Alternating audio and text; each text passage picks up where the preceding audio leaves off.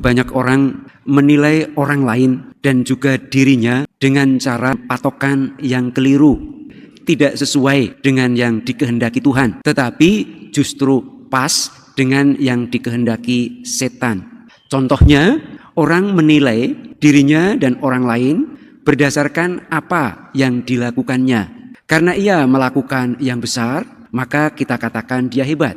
Dan ketika dia tidak melakukan apapun, bahkan kalaupun hanya melakukan yang biasa, umpamanya saja pekerjaan rumah tangga, maka kita katakan engkau bukan siapa-siapa. Bahkan dalam bahasa Inggris kelihatan sangat kejam. You are nothing. Jadi banyak orang menilai berdasarkan apa yang dilakukan orang. Padahal kita tahu akan ada saat tertentu kita tidak bisa melakukan apapun juga. Kalau begitu, apakah kita berarti kemudian kita tidak berharga?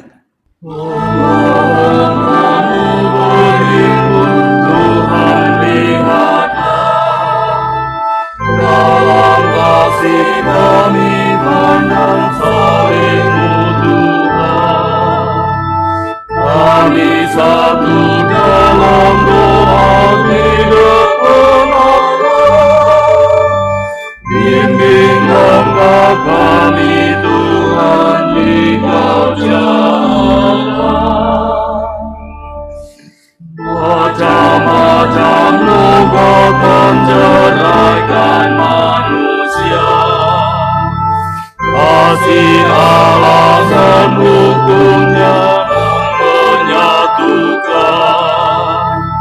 Dalam kegelapan kami tak berdosa, didampingi Yesus Guru kebenaran.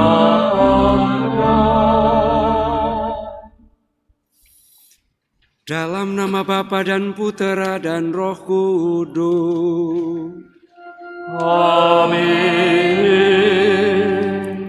Semoga rahmat Tuhan kita Yesus Kristus, cinta kasih Allah dan persekutuan Roh Kudus bersamamu.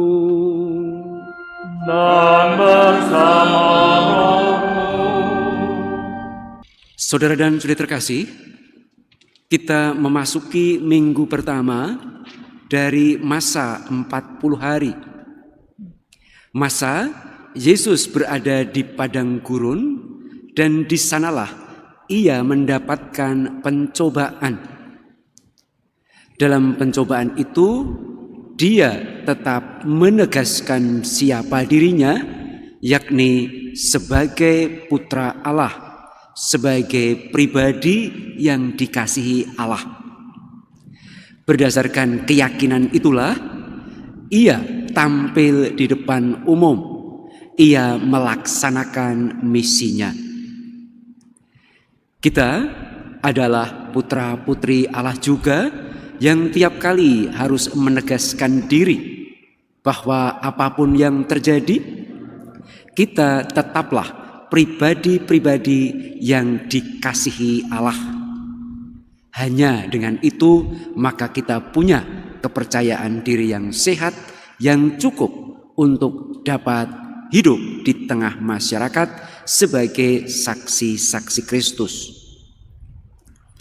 Saudara dan saudari terkasih, cukup banyak orang menilai orang lain dan juga dirinya dengan patokan yang keliru.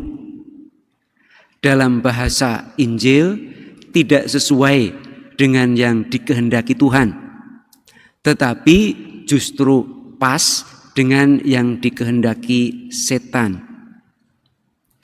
Contohnya, orang menilai dirinya dan orang lain berdasarkan apa yang dilakukannya.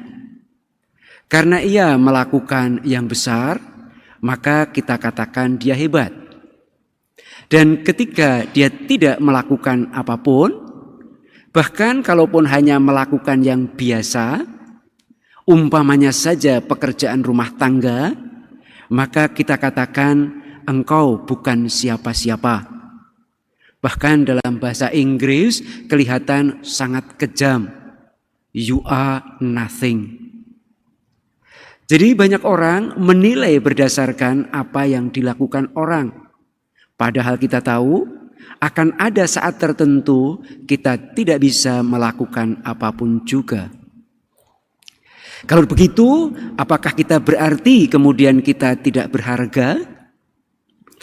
Itulah yang juga dialami oleh Yesus ketika ia di padang gurun. Setan berkata kepada Yesus, "Yesus, katanya kamu itu putra Allah. Apakah memang pantas kamu itu putra Allah?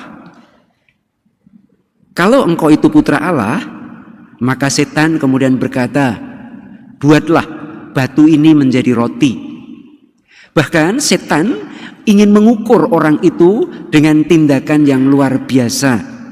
Seolah setan mau berkata, kamu itu baru pantas disebut putra Allah, kamu itu baru pantas disebut sebagai yang terkasih dari Tuhan, kalau engkau itu doing something extraordinary. Kalau engkau hanya melakukan yang biasa saja, you are nothing. Itulah setan yang meminta dan memberikan ukuran lain yang bukan ukuran Tuhan.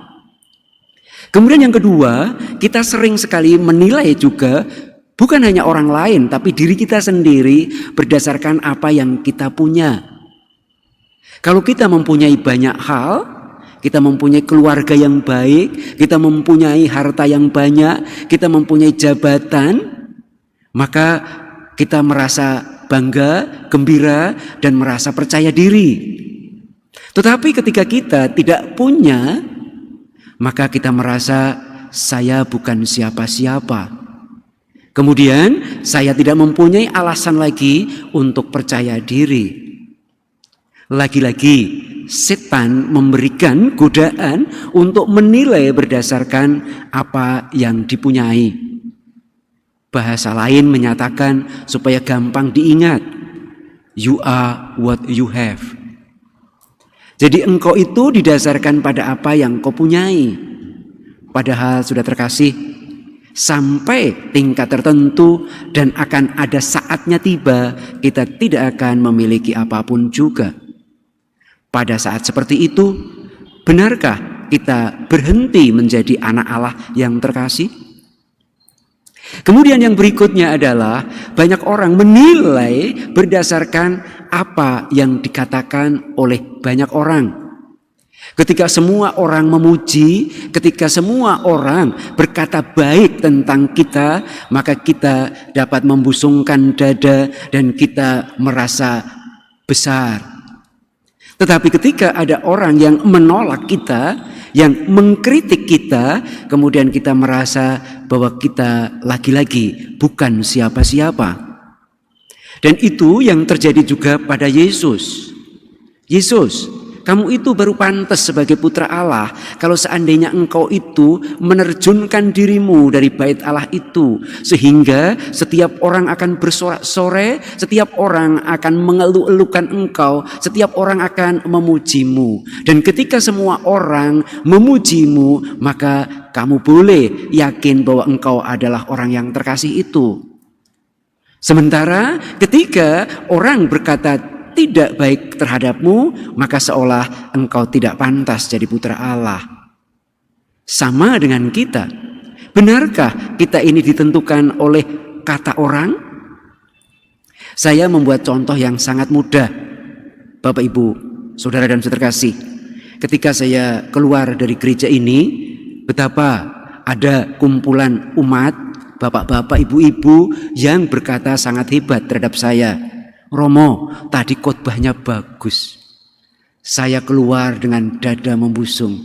Hebat saya. Tapi baru 2 meter kemudian saya ketemu murid-murid saya, mahasiswa. Dan mereka berkata, Romo, tadi Romo ngomong apa? Bulet tidak karuan. Saya jadi sedih. Tapi lebih daripada itu, saya akan bertanya kepada Anda, kalau begitu saya siapa?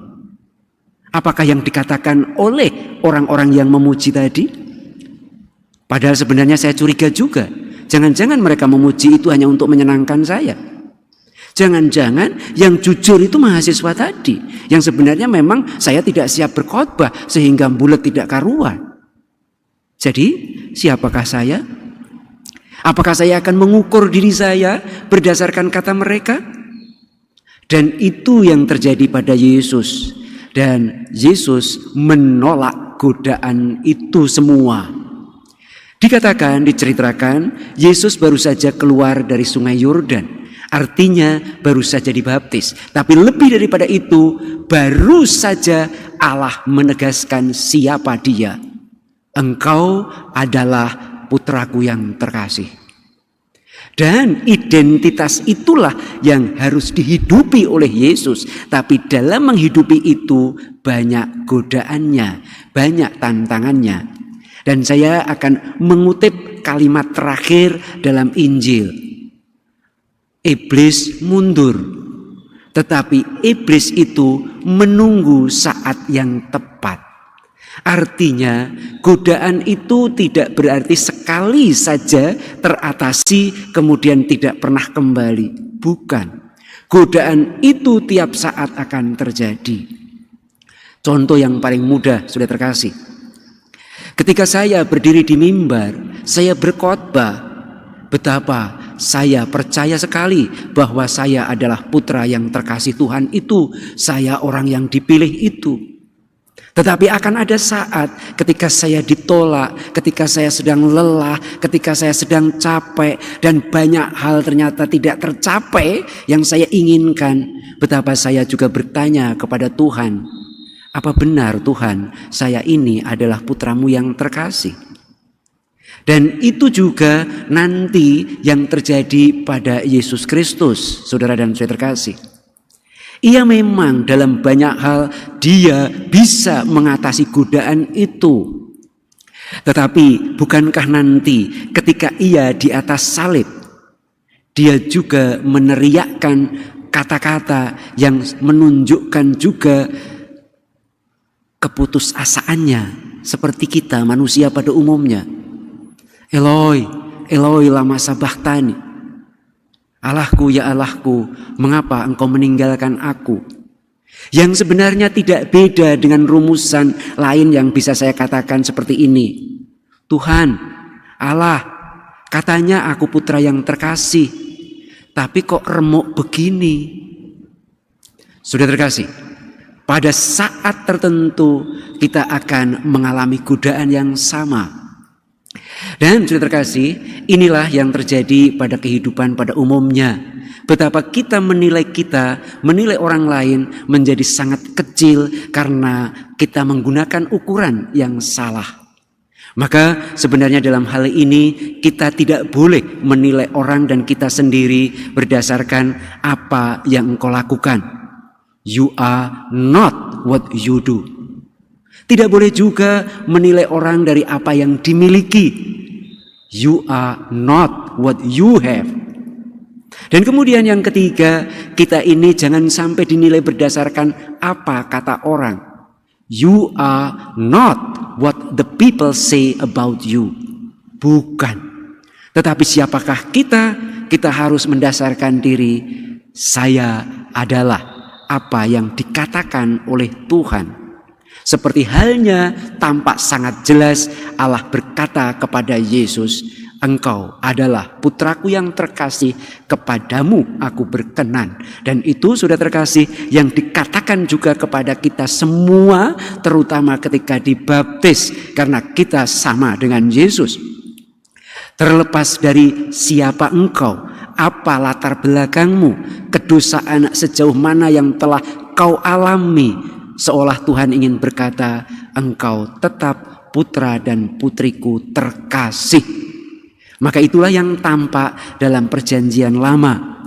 Memang dalam banyak segi Allah seolah membiarkan orang-orang itu mengalami penderitaan, mengalami penolakan, mengalami berbagai hal yang tidak menyenangkan. Tetapi Allah tetap memperhatikan. Karena bagaimanapun juga orang Israel itu, kalaupun mereka telah menolak Tuhan, bahkan meninggalkan Tuhan, mereka tetap orang-orang pilihan Tuhan, orang-orang yang dikasihi Tuhan. Dengan demikian mereka kalaupun mengalami banyak juga penderitaan tetap bisa seperti yang dikatakan oleh Paulus. Dalam hati tetap yakin kepada Tuhan. Lewat mulutnya tetap lantang bersuara, saya tetap anak-anak Tuhan yang terkasih. Saudara dan terkasih, kita memasuki masa Prapaskah yang sebenarnya merupakan terjemahan dari masa Quadragesime yang artinya masa 40 hari. Dan pada masa 40 hari ini sebenarnya adalah masa bagi kita yang dicontohkan oleh Yesus untuk menegaskan diri siapa kita sebenarnya, kalaupun banyak hal yang tidak menyenangkan terjadi, kalaupun kita sering juga merasa ditinggalkan, tidak diperhatikan oleh Tuhan. Bahkan kalaupun kita banyak menjalani atau melakukan pelanggaran dan kita melakukan dosa itu, semuanya memang sangat mungkin terjadi. Tetapi harapannya adalah kita tetap percaya saya adalah putra dan putri Allah. Karena hanya dengan demikian itulah kita mendapatkan kepercayaan diri yang sehat dan cukup. Dan hanya orang yang mempunyai kepercayaan diri yang sehat dan cukup akan bisa menjadi orang yang ramah, yang mempunyai hospitality. Orang yang itu akan menjadi rajin. Orang itu akan menjadi baik dengan orang lain. Dan orang itu akan bisa bekerja dengan baik dan menampilkan diri bersukacita. Sebaliknya, kalau wajahnya tidak tampak ramah, tetapi justru sinis. Kalau dalam bahasa sekarang itu bukannya gembira, tetapi lebih nyinyir bahasanya, begitu ya. Terus kemudian wajahnya kuyu dan sendu, kemudian tampilannya mager, maka jangan-jangan sebenarnya kita sedang terlanda krisis identitas dan kita tidak merasa sebagai orang yang dikasihi Allah itu, tetapi sebagai orang yang terbuang. Dan itu tanda semoga kita berani kembali lagi dengan meyakini dan percaya Tuhan, apapun yang sudah terjadi, apapun juga masa lalu, siapapun saya, tetaplah saya adalah putramu yang terkasih yang engkau hadirkan di dunia ini untuk mempunyai kepercayaan diri yang cukup dan sehat sehingga kami dapat melaksanakan tugas-tugas kami dengan gembira. Amin. Marilah menyatakan misteri iman kita. Setiap pagi kami makan roti ini dan minum dari piala ini, maka kami berkata hingga Engkau datang. Tuhan bersamamu.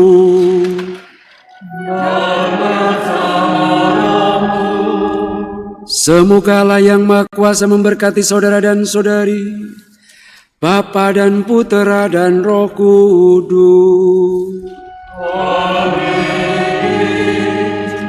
Pergilah, perayaan Ekaristi sudah selesai.